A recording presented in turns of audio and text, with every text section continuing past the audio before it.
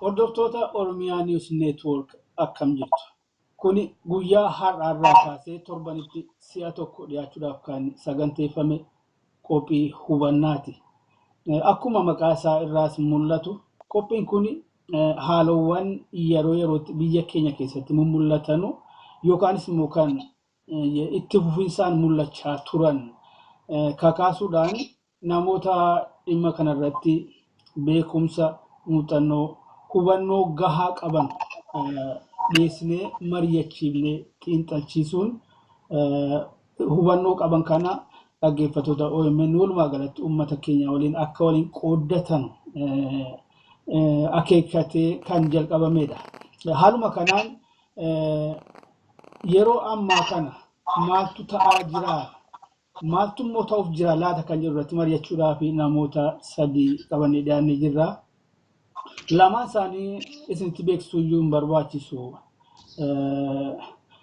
Keessaa hawaasota Oromoo biyya ambaa kana biratti bal'inaan kan beekamanu waa'ee Oromoo dubbachuu barreessuu irraa of qusatanii kan hin beeknedha. Profeesar Mahammad Hassanii fi Profeesar Asfaaw Bayyanaati. Inni sadaffaan qeerroo dhiyeenya kana biyyaa dhufedha. Mootii mootummaa jedhama. Mootiin biyya keessatti keessaa fincila diddaa gabrummaa keessatti gahee guddaa taphachaa kan turedha. Kanarraas kan ka'e immoo sadarkaa yuunivarsiitii irraa ari'atamuu hidhamees mana hidhaa keessatti gidiruu dhumarratti immoo gaakunoo biyya isaas dhiisee bahuudhaaf dirqame amma dhiyeenya kana dhufee Kaanaadaa naannoo Kitchener Waterloo jedhamu jira. Mootiin barreessaadhas kitaaba tokko amma yoonaatti barreessee maxxansisee jira. Egaan akka nu waliin turtanu isiniin kabajaa isin gaafachaa gara maree keenyaatti dabarraa. Isinis immoo keessummoota keenya sadan keessan iyyuu gaafii keenya yookaan affeerraa keenya nu fudhattanii bakka jenne kanatti yeroo jennetti waan nu argamtanii fi maqaa Oromiyaa News Network maqaa qophii hubannaa fi maqaa uummattoota keenya hundaatiin galatoomaa isiniin jechuun fedha. Ayee galatoom. Egaan akkuma gurraa wal buufne yeroo ammaa kana haalli Itoophiyaa walumaa gala Itoophiyaa keessatti keessaa immoo Oromiyaa keessatti mul'atu garamitti akka adeemullee kan wallaalchise hedduunsaa kan waliin nama dha'u confusing kan ta'e kan wal isaatiis immoo wal dha'u conflicting kan ta'e kana keessatti immoo giddu galeessa walakkaasaa yookaan sentarii isaa immoo ta'anii jaajjanii kan jiranu uummata Oromootii fi OPDO dhaabaa Oromiyaa bulchuu fi jechaan mootummaa naannoo Oromiyaa kan geggeessanu keessaa warra tiim lammaa jedhamanii waggaa darbee kan waggaa tokkoon kana keessa ifatti fuulduratti mul'atanudha. Wanti waggaa tokkoon kana keessa argaa jirus immoo xiqqoo ishee adda ta'ee sadarkaa amanuuf nama rakkisuu akka ga'ee jiru hunda keenya quba qaba. Kanaafuu maal inni ta'aa jiru kun maaltu ta'uudhaaf adeema? Dhaadannoo takka dhaga'amee hin beekne, faaruu sirba takka dhaga'amee hin beekne, dibbee takka rukutamee hin beekne rukutuun kun maalirraa kan dhufedha? Dhugumaa jechaan genuinidha moo draamaa wayitiyyuu dalagamaa jira jechuun ilaaluudhaaf sagantaa kana qopheessine gamalachuu qabachuu hin danda'an namni lakkii dhugaadha genuinidha iyyoo draamaa wayit dalagamaa jira sayyiduu qabachuu danda'a garuu amma danda'ametti sababa argumentii keenyaa kana gamee sana qabannee maaliif akka argiu goonu amma danda'ametti ragaa tokko tokko dhiyeessaa yoo jenne gaarii ta'a. Dr. Muhammad Sinin jalqaba keessattuu waggoota 27 kana haal nuti OPDO itti beeknu akkam ture. Amma immoo ni ta'aa jiru kun eessaa kan dhufedha isheetti jalqabnaa itti nuufaa. Obbo Tasfaayee tun gaafii cimtuu gaafii deebisullee nama rakkiftu. Dhaabni tokko yeroorraa yerootti ifis jijjiiruu danda'a, guddachuus ni danda'a. San qofa kan hin ta'in akka laalcha kiyyetti laalchi kiyyalleen wrong ta'uu danda'a. Ammoo laalcha kiyyatti wayyaaneen egaa qabsoon fakkeenyaa kaatee itti jabaattee kontirool godhuu dadhaban booda at least faction takka ta wayyaanee keessa jirtu OPDO waan encourage godhan natti fakkaatti. Afaan ummataatiin dubbadha. Afaan uummanni dubbadha. Ummata kana karaa tokkorra bisaa qaceelchaa ta'eetu waan akkasiisan fakkaatti.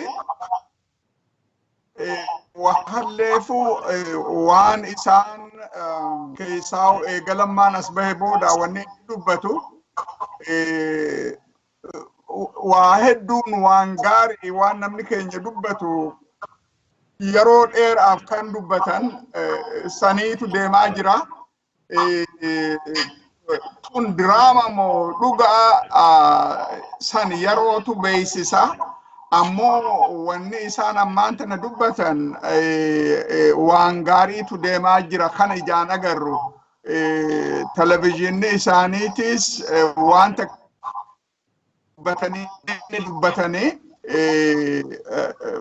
yoo isteejii takka gahan duuba deebi'uu hin danda'ani wayyaaneen hanquma isaan dubbatan kanaahu callisiisuu barbaaddi. Tanaa jecha haalli irra jiran fiinxa nama baasaa namni ji'uun jiru. OPDO'n dur meeshaa ummata keenyaan miidhanii wayyaaneen wanni dhaabbatteef sani ammoo ilmi namaa yeroorraa yerootti ni barata namatatti qabachuu nama barbaachisa. Damana European colonialism Afrikaa keessatti warra meeshaa isaanii tahee keenyaas akkasi garagalan jechuu biyya kan hin tahin at least haalli ammaan tana jiru waan nuti feenu fidu hin danda'an. Afaan nuti dubbatanii yes itti jiran akka laalcha kiyyatti wayyaaneen hanqumamma isaan dubbatan kanaahu yeroo rakkootu qaba malee isaanuu ni balleessan akkasitti mul'atti beektaa sarbaadbi godhuu danda'u. Sanii jecha at least wanni ji'a lameen sadeen kana keessatti haasoyni ta'anii wahumaa ummanni keenya yeroo dheeraa aktivistoonni cuftunuu dubbachaa turan waan dubbachaa jiranii jecha keessaahu ummata keenya 700 ol ka buqqa'ee jiru ishuu isaanii lafaa kaasanii ummanni kun qubachuu qabaa warri isaan buqqaase seera dhihachuu qaba jedhanii qabsoo yoo godhuu dandahan haalamma jiru kana yoo itti fufuu dandahan akkuma akkatti waan nuti barbaanne cufa fiinxa baasaniin hin danda'amtu ifiifuu ummata hidhaa jala jiru waan isaan godhaa jiran kana laaluun gaaruma jechuufiin kanatti hidhe. Otoo dubbannu waan Oromoodhaaf bu'aa qabu eessaayyuu yoo dhufe garaa waaqaatii gad harca'e kan diiduun jiru gammachuudhaaf fudhata hundumtu. Gaaffiin guddaan kun tarii fakkeessanii uummata kana dagachiisanii qabsoo manni kun dhiibaa dhufee asiin ga'e kana karaarraa dabsuu maluu laata. Sodaa akkasiiti malee waan bu'aa qabu wanti bu'aan irraa argamu bu'aan argamee booddeetti kan deebi'u hin jiru. Himaa jirtu Dr. Asoo.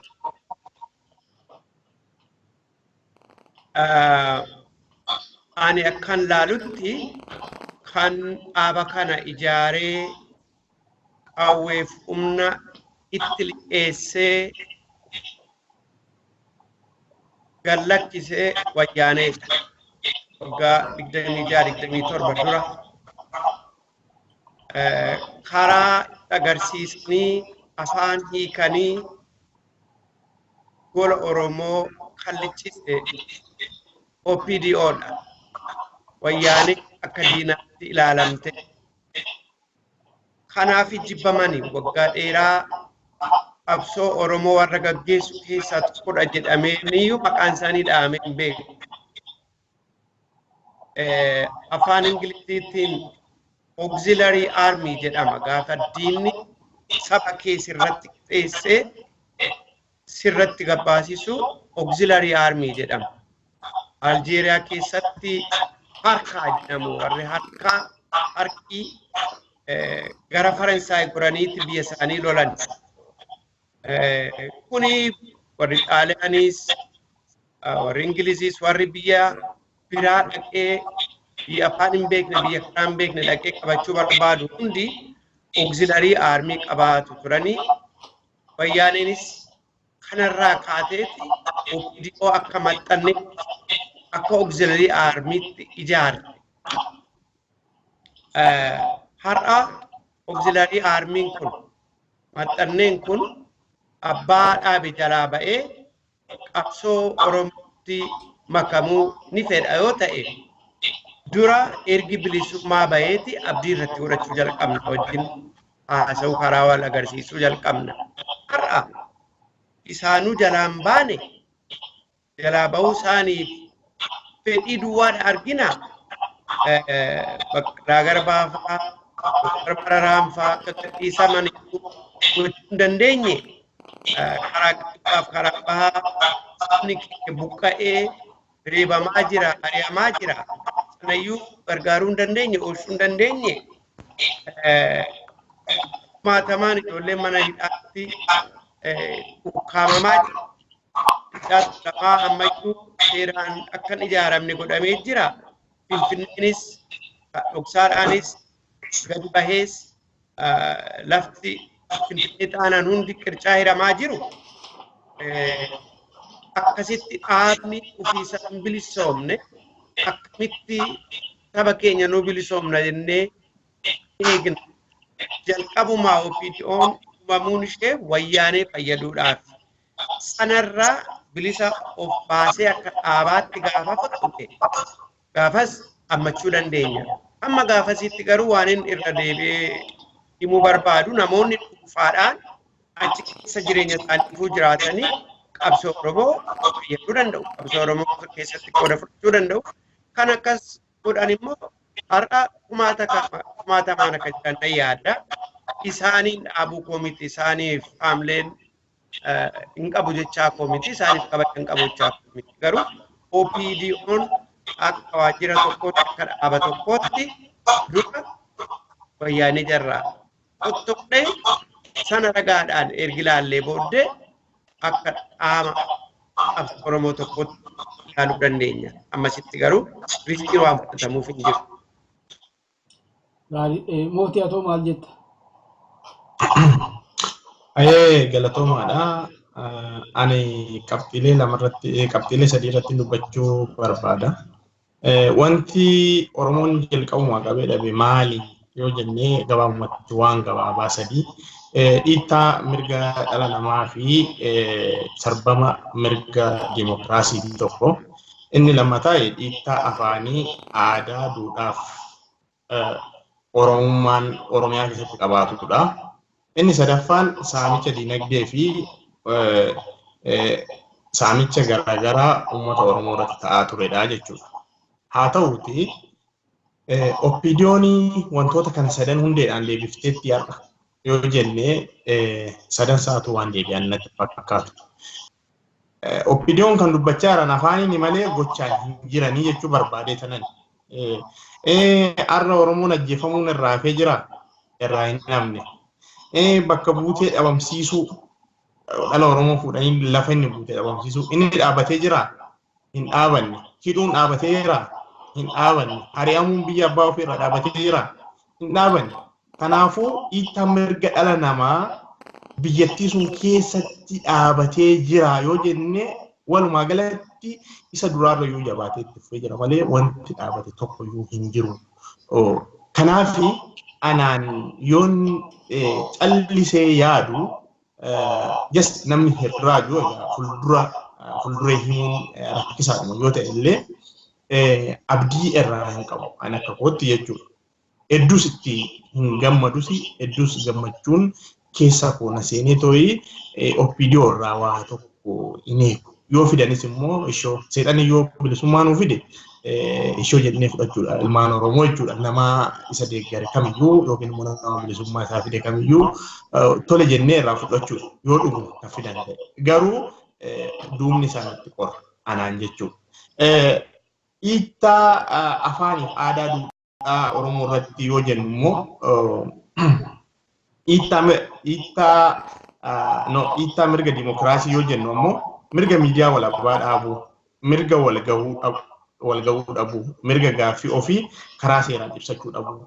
Amma fakkeenyaaf mirga miidiyaa walabaa uummanni Oromoo biyya keessatti qabu kunoo gadda kana OBN tokko fakkeessee dubbachuu jalqabeera bareedaadha natti toleera. Sanuu immoo arreen guluftee keessa gaddeebitee gulufteedha Oromoon gaafa uumamu namoota hayyoota Oromoo arrabsan qaroo rogeeyyii jedhanii gara miidiyaa OBN as fidaa jiru. Fakkeenyaaf kan akka Abdulla Saaxiffaa namoota Dr. Mararaa fa'aa mana hidhaatti arrabsan, namoota Baqqalee Garbaa fa'aa mana hidhaatti arrabsan, namoota akkasii suni qaroo rogeeyyii jedhee OBN garanatti as fidee jechuudha.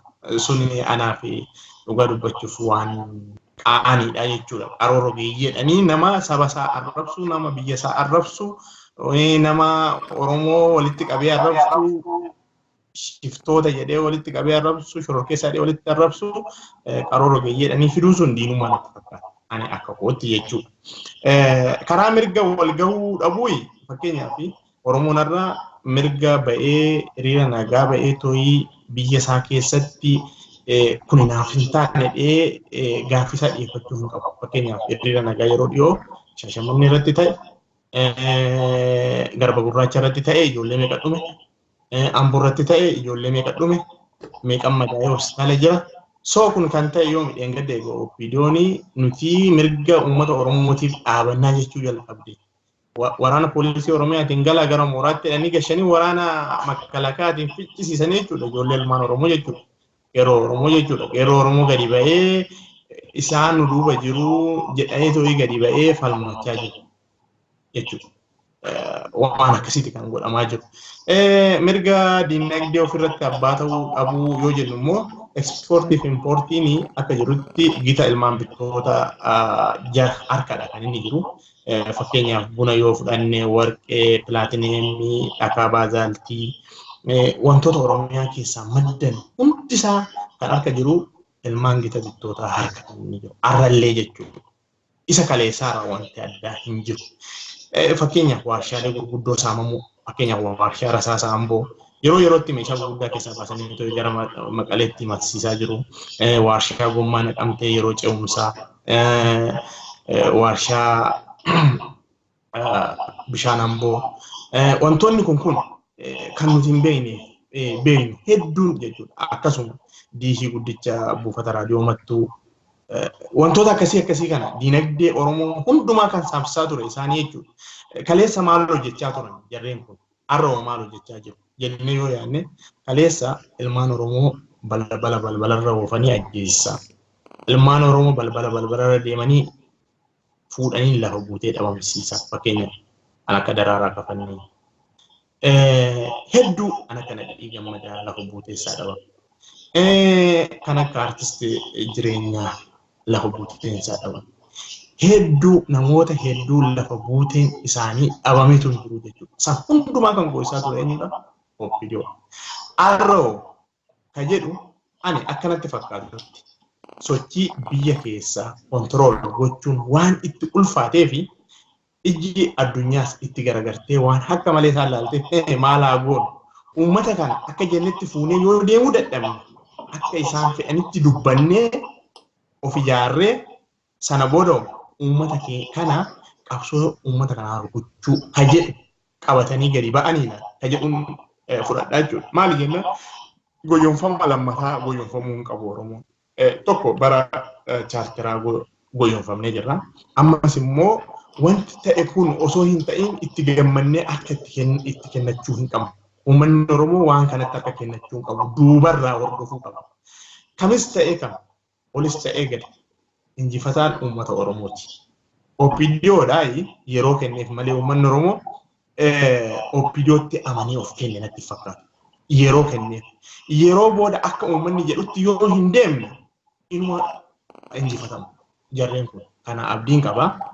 Kanaaf yoommoo dhuguma akkasiin gadi ba'an ta'e just egaa qabsoon asumarraa eegalti ilmaan ofii gaafa hodhamu duratti duudhagaa namni eenyumaa ta'e ani akka kootti rasaasa tokkos keessaa qabaadhu lamas keessaa qabaadhu osoon poolisii Oromiyaa tokko ta'ee osoo obboleessa keenya biratti ajjeesanii danda'ee callisee laaluu rasaasa tokkos sun hin ajjeesan du'amadha jechuudha. Gaafa amburratti ijoollee akkasitti biratti fixanii ofiyyuu ulfina dhabanii reebamaa dhagaa guuraa turanii jechuudha. Gadi jedhanii dhagaa guuraa turanii.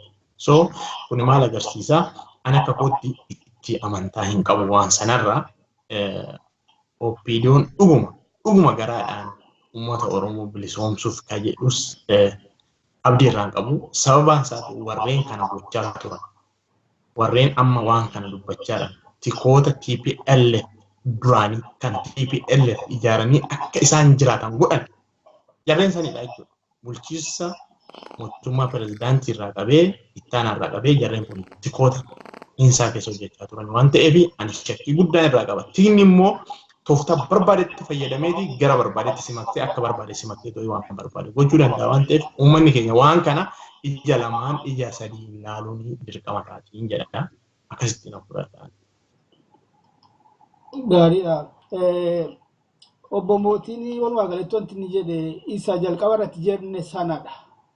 Wanni ta'aa jiru kun wanni jedhamaa jiru kun walii isaatiin iyyuu kan wal dha'u konfliktiin isa jenne sana.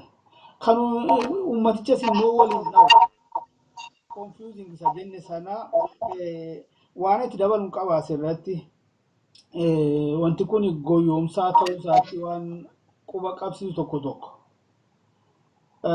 Walgahii nageenyaa uummata የሰላም ኮንፈረንስ jedhan sana obbo Lammaan namoota isaanii guurratanii baaddaa dhaqan sana yeroo jalqaba gadi ba'e gama kootinanii guutummaan guutuutti inisheetiivii mootummaa naannoo Oromiyaatti ka'ee kan gaggeeffamu natti fakkaatee ture. Dhugaa ija gaariidhaan ilaale pozitiivli ilaale garuu sun ta'e guyyaa tokko moo lama booda Prime Ministerichi obbo Hayilamaariyaam Dassaaleeny as ba'ee kun itti fufaa jedhe.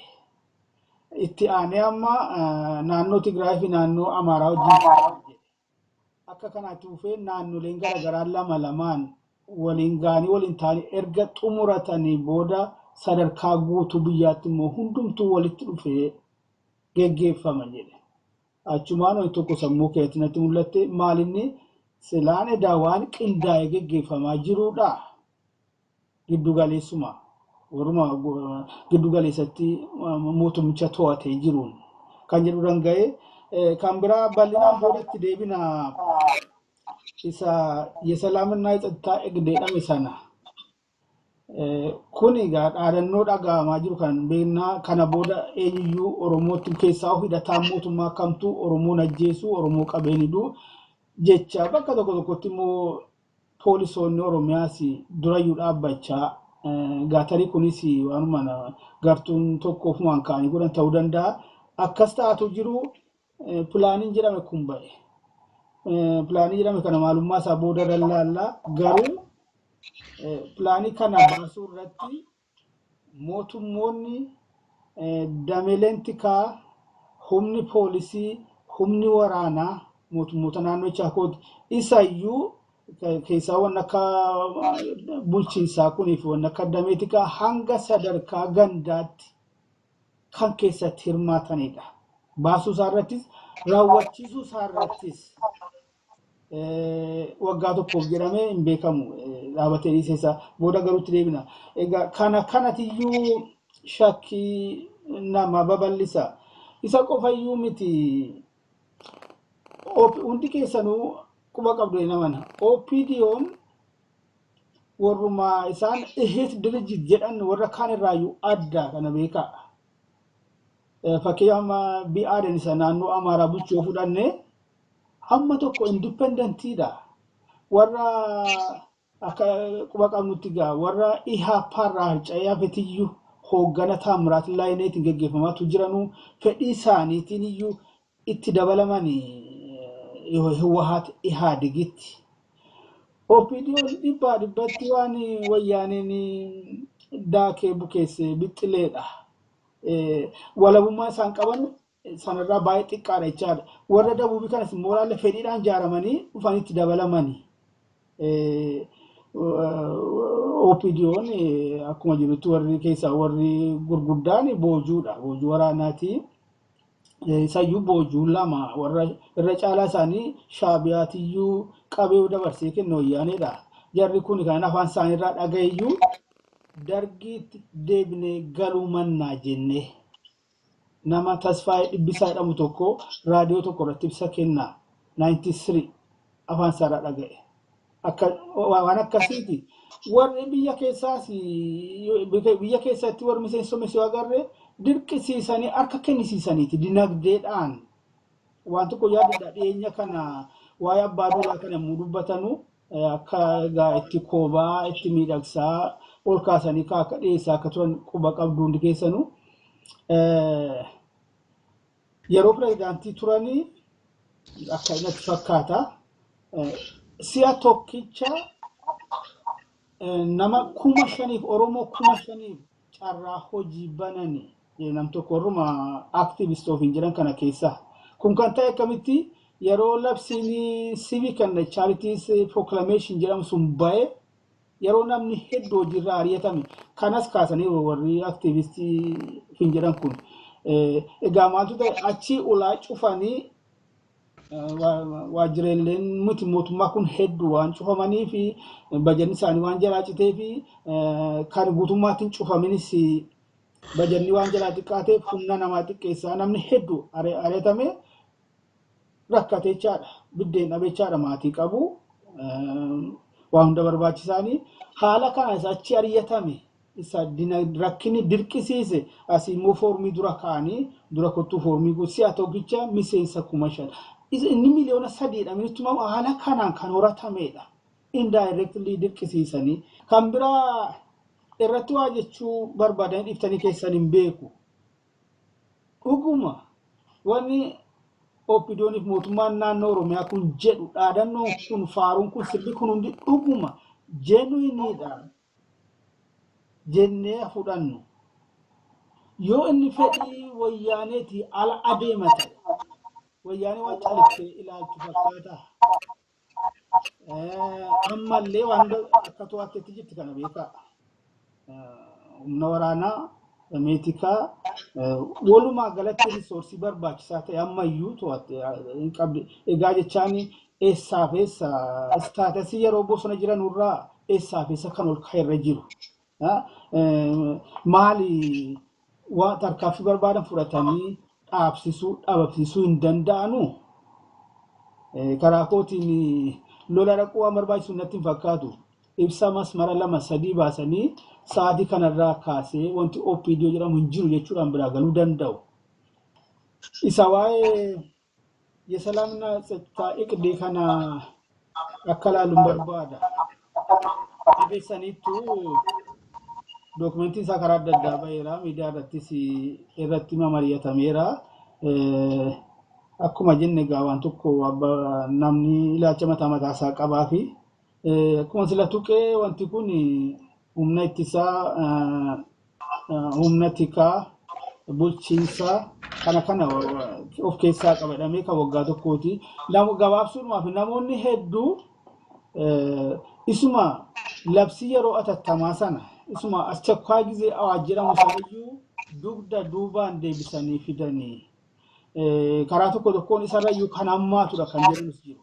Maaliif wanti kun waan inni hirmaachisu qaamolee inni hirmaachisu kan involve godhu kakaafneerra labsi yeroo tattamaa sun uumama hidhataa qofa ture warruma waraanaa qofa ture caalaatti amma damee tikaas dabalatee bulchiinsa dabalatee poolisoota naannoo dabalateeti. Isa sanarrayyuu hamaadha jedhu akkamitti ilaaltu dhuguma labsi yeroo tattamaa dugda duubaan suduudaan indirectly dhufe immoo kanuma ammeenya hin qabne karooruma nageenyaa fi tasgabbiitti ittiin ilaaltu. Abbaan feetan jalqabuu dandeessu. Dooktar Asfaw jalqaba.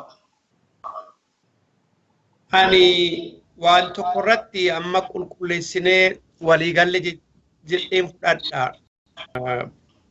OPDO'n kan uumamte qabsoo Oromoo fayyaduuf otoo hin tahin wayyaanee fayyaduudhaaf. Kanarratti mormiin waan jiru natti hin fakkaatu. Amma saba Oromoof ergii hoogganoonni OPDO afaan qabsoo Oromootiin dubbachuu jalqabanii as waan haaraa maal agarre anaaf waan haaraan OPDO keessatti afaan qabsoo Oromoo dubbatamuu isaa duwwaadha. Kuni ajaa'iba jechisiisee nama waan qabsoo Oromoo mirkaneessu miti.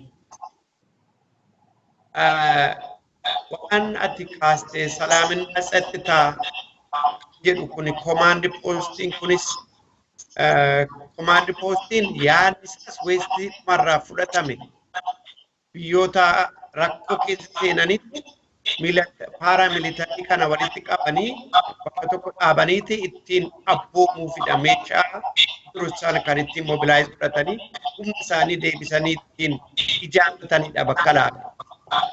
Sanadha kan godhaa barbaadan malee salaaminaa tsattitaan kuni afaan garbiraatti yoo hiikkee ilaalle afaan nutti tolutti salaaminaa tsattitaan akkaataa itti ammallee biyya kana saba kana bushinu akkaataa itti humna isaanii cabsinee humnaan irra oollee bushinuudha. Salaaminaa tsattitaan isaan akka hiikanitti. Malee salaaminaa tsattitaa maal barbaachisa biyya Oromoon kan qabne keessatti salaamis akkasiin isa akkamitti Oromoon fudhata. Biyya mirgaa Sumaalee Walaayitaan sabni sun Amaarriyyuu dabalatee biyya sabni hundi mirga hin qabne keessatti salaamii maalii barbaadu? Salaamuun isaan dhaabuu barbaadan, tsattitaan isaan dhaabuu barbaadan. Isuma ture isaan isuma waggaa 26 itti kutuudha. Poolisiin isaanii karaa poolitikaa dikilareeshinii isaan afaan Amaaraatiin katabame salaaminaa tsattitaa sanadha. Haa jennu komaandi poostiin immoo meeshaa sana ittiin humnarra oolchuudha. Laal kanumti biyya Oromiyaatti hin qabamte meeshaa inni guddichi OPDO'dha. Siistamni tokko meeshaa malee biyya kee dhufees alaatii dhufees hin bittu bituu hin danda'u. Fiudaalizimii Itoophiyaa keessatti yoo laalle yeroo fiudaalizimii meeshaa biyyaa kan ta'e nafxanyaa fi baalabbaata. Gaafa nafxanyaa fi baalabbaanni dadhabu meeshaan inni isaan ijaares walumaan kufan jarri kun. Inni maxxanneenis inni meeshaan kunis inni meeshaa sanadhaas walumaan kufan. Dargii yooraallee dargiin meeshaansaa kaadiree ture. Gaafa dargiin kufu meeshaan sunis walumaan kufe. Kaadiree walumaan kufe. Har'a kan biyya sana qabee jiru fiqeedha. Meeshaa kan godhate biyya Oromoo keessatti OPDO'dha. Kan deemuuf jiru akka seenaa irraa hubadhutti egaa Dr. Muhammad Faa seenaa kana irratti na caalaa beeku qajeeshuu danda'u wanta goggoreera ta'e inni meeshaa sana ijaarrates meeshaan isaas walumaan kufu.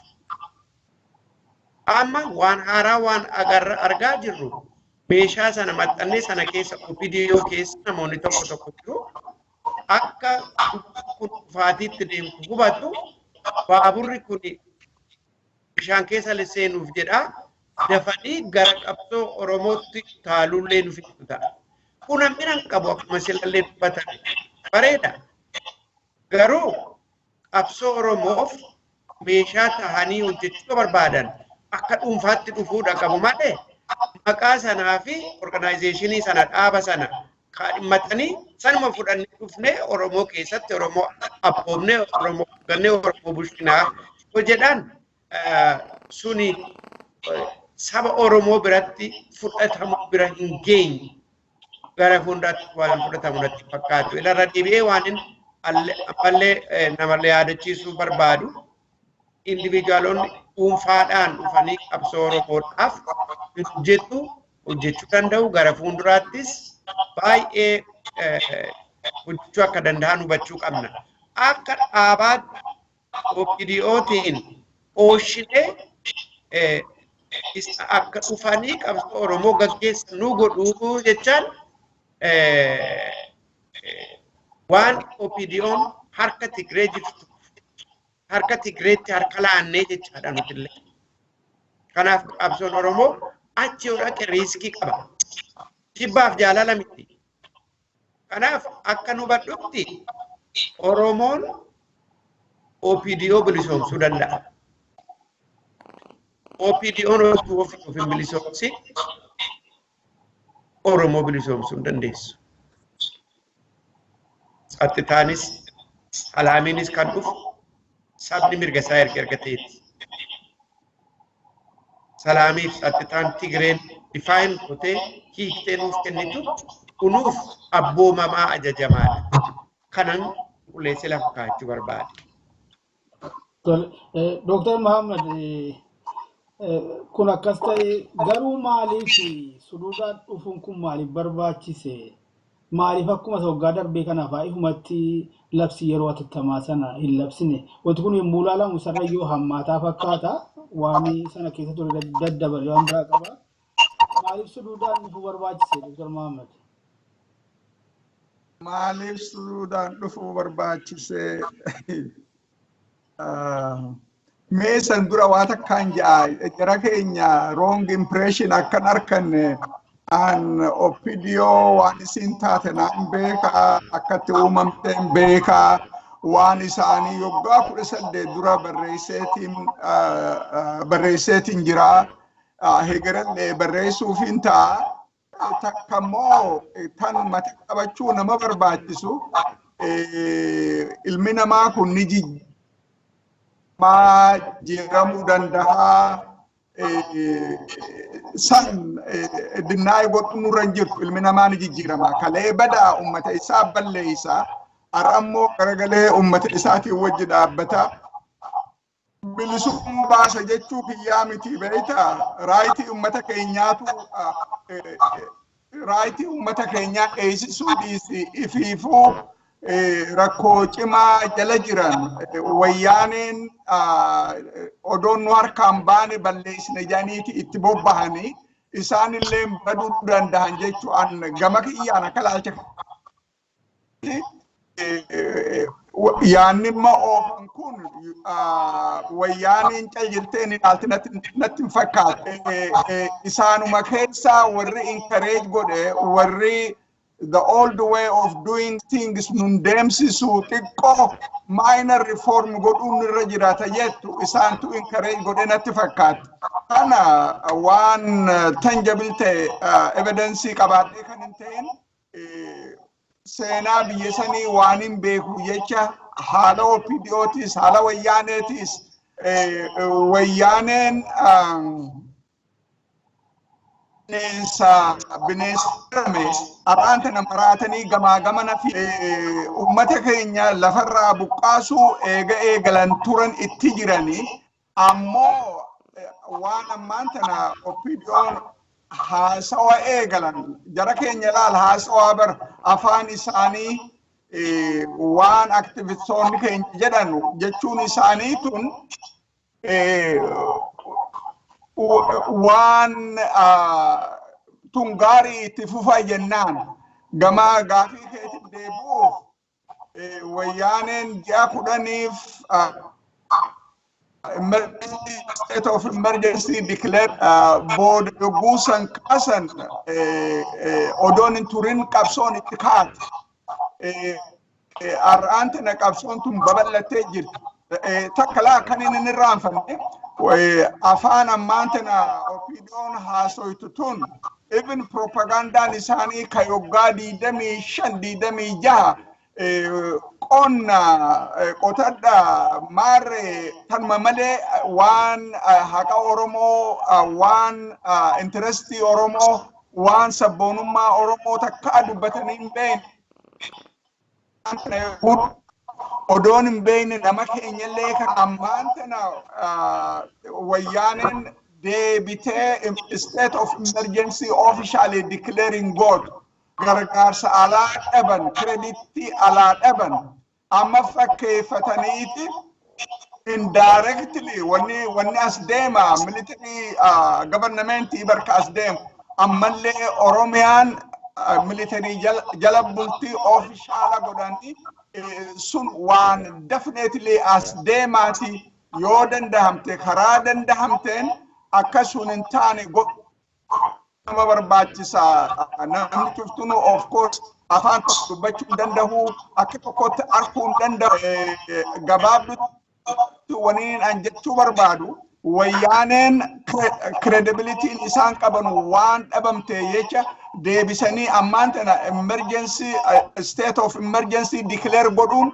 rakkoo cimaa daranuu waan itti fiddu jecha indirectly waan sanirra hamaa fiduu itti jiran hidhataniiti itti jiranii ammoo akkasuun hin taane karaa dandahamu cufaan yoo PDO resist goote jabaadha. Manni keenya immoo guddoon takka laal addunyaa tanarratti yoo humna qabaatan godha yoo humna qabaachuu baatan ilmi namaa survive godhuu danda'u namni humna hin qabne ni bada. Ummanni keenya karaa kamiin humnateen jabeeffanna jedhanii karaa dhufaan karaa nagayaa karaa kaaniitis if jabeessuu barbaachisa. Lakkuma nuti jabaannuun wayyaaneen laaffatti namni baruu barbaachisa. Wayyaaneen akka ummanni keenya akka ummatatti yaanne akka diigamee ifi walafaan garagalee wanyaatu nama keenya godhuu barbaadanii sadii jecha illima isaanii odoon hin seenne karaa dandahamu cufatti karaa nagaattis karaa birattis ummanni keenya if jaaruu qaba jechuu barbaadeetuma tan isaan ammaan tana indirectly state of emergency restore godhu jiran kun akkuma ta duraa sun fiinxan bahinitti yoo ummanni keenya dammaqee hidhatee jabaate ummanni Amaaraa ummanni cuftunuu kana lafaa ka'e sunis fiinxa bahuun dandeessu ummata dammaqee lafaa ka'e ummata mootummaa feete wanta godhuu dandeessu tana seenaa keessatti afaan gubbaa guutuu tana at least gama kiyyaan mootummaan hanqamta ka diktaatar taatu ummata lafaa ka'e cabsuu kan dandeenye fakkii hedduun kennuu danda'a hanqanumaan gama kiyyaan. Tole mootii waan itti dabaltu qabdaa asirratti maaliif suduudhaa dhufuu barbaachise maaliif humatti labsine labsi yeroo adattamaa sana wanni kun isarraa ol yoo ta'e malee isaa gadi miti jedhu irratti. Asirratti ani waan hin jedhu akkuma hayyoonni keenya kun lamaan jedhanii dhuguma wanti isaan afaan dura waan dubbachuu barbaadu wanti isaan afaan dubbachaa jiran kun deeggaramaadha. Haa ta'u malee afaan dubbachuu osoo hin taane gara hojiitti hiikachuun barbaachisaadha.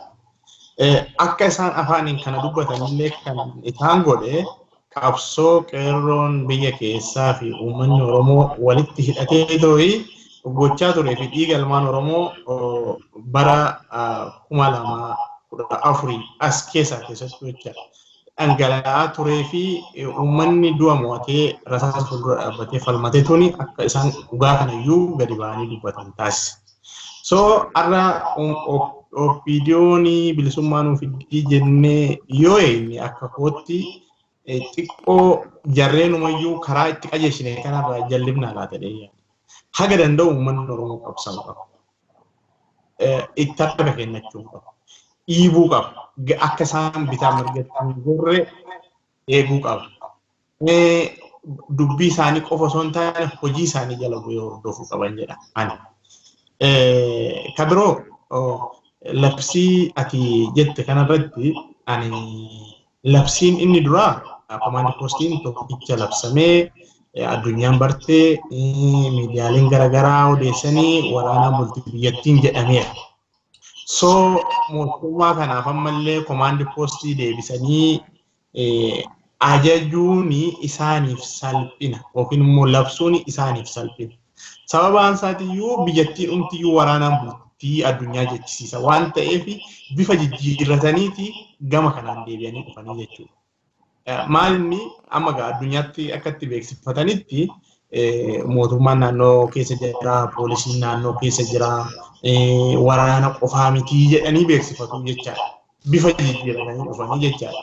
Amma kan ta'aa jiru Oromiyaa keessatti yoo fudhanne har'a waan BBC irratti dubbatamaa ture namoota Hareerootti naannoo Booranaatti liyyuu poolisii rukutaman keessaa tokko nu weerarraan ofirratti lollaani humnoonni federaalaa dhufanii gara isaanii goranii anaan na bira cinaa dhaabbatee na rukute. Kan na rukute liyyuu poolisii osoo hin taane humna federaalaati jechaa ture jechuudha.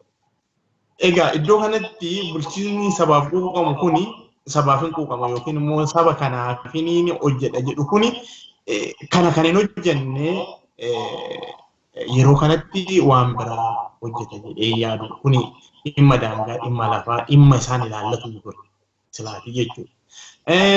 Sababa kanaatiin wal qabatee naannoo yuunivarsiitiilee shanirraa har'a barattoonni gadi lakkisanii jiru mooraa jechuudha. Waan ajjechaan daangaa irratti ilmaan Oromoo irraa hagan dhaabannetti barachuu hin dandeenyu deemnee uummata keenya wajjin harka duwwaallee ta'u qabsoomna jedhanii barattoonni qeerroon Oromoo mooraa yuunivarsiitii Haromaayaa, yuunivarsiitii Wallaggaa, yuunivarsiitii Amboo akkasuma kan Amboo kan Walisoo, Damee Walisoo, Jimmaa yuunivarsiitii keessattuu Jimmaa yuunivarsiitii barattoonni illee akka gara biyyaan galle geejjibni dhorkatamee ID ilaallamee jechuudha kan imalanii ijoolleen ba'anii garatti goran waan nyaatan waan dhugan dhabanii hedduu rakkachaadha jechuudha kan jiranii. So akkasuma naannoo Dambidolloo eega barnoonni dhaabbatee torbee tokko ol ta'ee jira. Gara boojjii akkasii iddoo garaagaraatti uummanni maal jechaa jira waraanaan hin bullu jechaa fakkeenyaaf Dambidollootti nuti waraanaan hin bullu waraanni nurraa haa ta'u nuti humna mootummaa naannoo Oromiyaatiin haa bullu malee ammatti waraanaan buluuf qophii miti hin feenu jedhanii uummanni ofirraa fincilaa jira jechuudha. Karaa biraa isaan kan dhufanii qola biraa uffatanii dhufan malee komaandi poostii sunirraa adda miti. Sun immoo akka maqaan isaan hin bannee fi akka addunyaan isaanitti hin xiyyeeffanne jalaa dabsachuuf jedhanii waan godhanidha jedheen yaada akka ta'utti jechuudha. Egaa dubbiin kanumaa maal inni karaa biraatiin inni labsii yeroo atattamaa ifatti labsanu sun matuma isaatu maqumti isaatu waan fe'atee dhufu qaba. Implikeeshinii mataa isaa danda'e waan ittiin loodid ta'ee dhufu jira. Sadarkaa addunyaattis sana kufaatii guddaa irraan ga'e akkuma Dr. Mohammed tuttuqanii keessaa'uu dinagdee keessaa'ummoo waan akka tuurizimii investoroota ifatti xaxatanii deeman fa'aa namtichi Naayijeeriyaa tokko ani bahee jedhe waan akkasiiti irra caalaa kan isaan yaaddesse wanti isaa garuu maqaa otoo hin taane waan lafa irratti mul'atudha kan dhimma qabu kan maatarii godhu pilaaniidhaa fi qidii nageenyaa fi tasgabbii jedhames bahee waanuma asokkaa gizee awaajiitti ta'a yoo ta'e wanti inni fidu wanti inni mul'isu kan sana boodaas maanni baay piroodaaktiin isaa sanarraa kan mul'atus sanarraa kan boos isaa asokkaa gizee awaajiin sun qaqqabsiise irraa waan adda ta'uu qabu. garuu kanaaf fakkaata waan badiisa yeroo darbe qaqqabee nu hambisuu danda'a bifa gara biraatiin nu dhiyeessineedha jedhamiit kan waan ta'e karaa biraatiin ummatichis immoo maaltuyyuu akka boodatti hin deebifne ni deebisee agarsiiseera tarii miidhaan kan biraa qabu danda'a taadhaan alatti waan akeeka isa guddaa kana irraa ummaticha waan deebisuun fakkaatu sana kanaan dhiifnee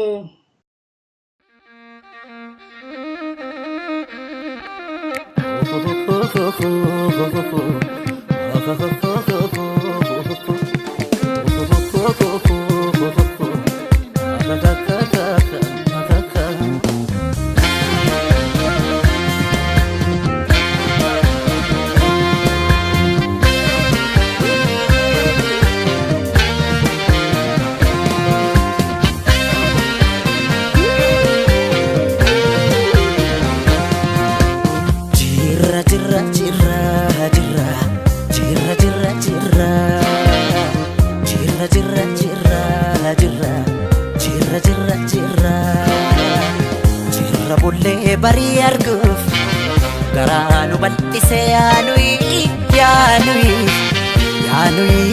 yaa waa irraanfachuuf yaa waa irraanfachuuf yaa waa irraanfachuuf yaa waa irraanfachuuf yaa waa irraanfachuuf yaa waa irraanfachuuf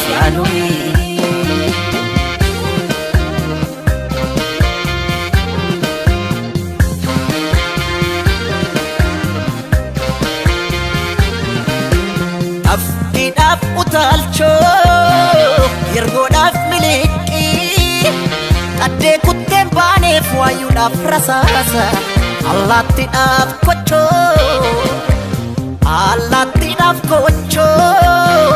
kochadaf dagacha kennamal tudida jirra hunda bacha kennamal tudida jirra hunda bacha jirra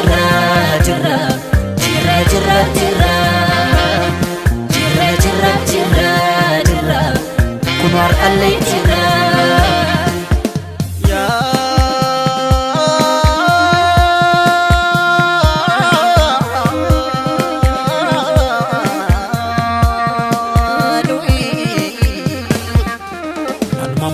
kana mammo aksisa umamni sera umadapse raji barakana rajaka erga buken aga jamse mama kana mammo aksisa raji barakana ya jama bolna kessa tesse bolna kotti dalabashe ilmo rirmai shirani garaf qalbi ki yakatani akan sirracitu fiadani malgoden an sirracita malgoden an sirracita sifuden gici kolita sifuden gulli solita sifuden dadar kolita sifuden shalla kolita sifuden shukutelita sifuden sabbatalita sifuden awadalita shirani isado dorsisani akan sirracitu fiadani malgoden an sirracita sifuden ajje kolita sifuden sarbo kolita lebora konsilita sifuden nakambelita sifuden macharanita sifuden shashe kolita sifuden udar kolita sifuden bampich kolita sifuden najo kolita sifuden pamayalita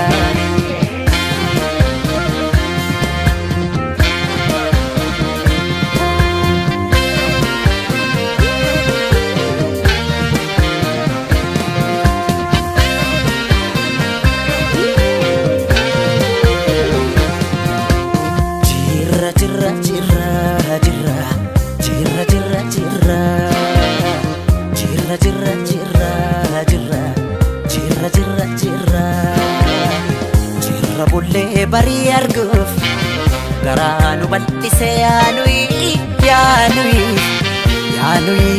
yaa waa irraanfachuuf yaa waa irraanfachuuf yaa waa irraanfachuuf yaanuyi yaa waa irraanfachuuf yaanuyi yaa waa irraanfachuuf yaanuyi yaa waa irraanfachuuf yaanuyi.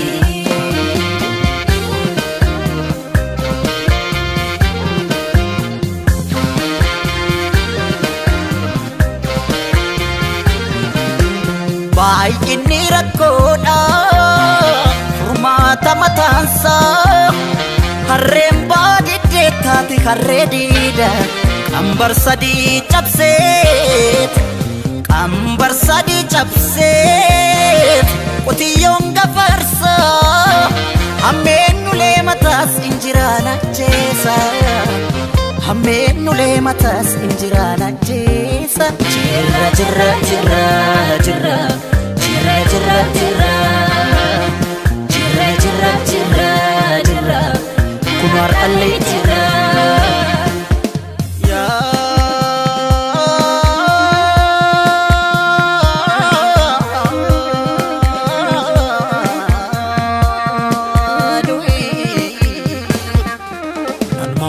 kana mammoo aksisa uumamni seera uumaa dabse mul'ata deeminaan jedha dukkana timse mammaa kana mammoo aksisa raajii bara kana yaadama boolla keessa teesse boolla qotti dhaala baashee ilmoo rirmaayi shiranii garaaf qalbii kiyya hatanii akkan sirraa cituuf yaadanii maal godheen an sirraa cita maal godheen an sirraa cita si fudheen meettaa koolixa si fudheen horroo koolixa si fudheen walii soolixa si fudheen gimmiir koolixa si fudheen roobee koolixa si fudheen dhimman koolixa si fudheen sulultaalixa shiranii isaa dhorsisanii